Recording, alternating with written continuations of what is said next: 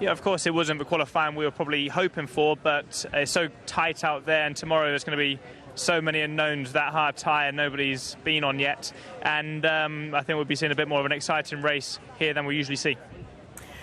George, we heard from Lewis in the pen saying that the car felt as if it's on a knife edge, and that's why we're seeing such mixed results from you guys. What are you experiencing in the car? Do you share the same sentiment as Lewis?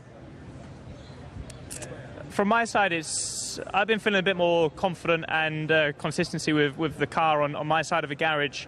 We know where we need to improve. That's the high-speed corners, and in Melbourne there's quite a few of those high-speed corners. So I think we'll be in a much better place tomorrow when we've got the fuel in the car and the pace is a little bit slower from everybody.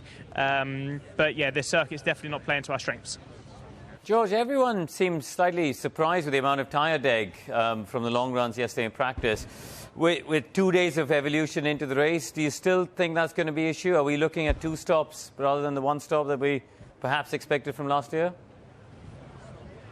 Yeah, I think the soft and the medium is going to be a really difficult tyre tomorrow, but the hard is a real unknown. I think we saw the medium tyre in Jeddah, which is the hard tyre this week, performing really well, but as I said, the fact is nobody knows because nobody's ran it. So the team on the pit wall are going to have to be really dynamic to see him with tyre deg, and we're going to have to be feeding back a lot to let them know how the tyre's feeling.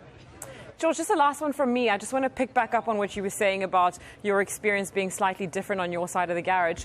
Just for us to understand better, what does that come down to? Is that because you guys are running slightly different setups, or is it just because you demand something slightly different from the car than what Lewis does? I'm not too sure, to be honest. From my side, I'm just focused on myself, focused on my team, and trying to maximise it. So, to be honest, I can't really comment on Lewis's feelings. But ultimately, as I said before, we're not quite where we want to be.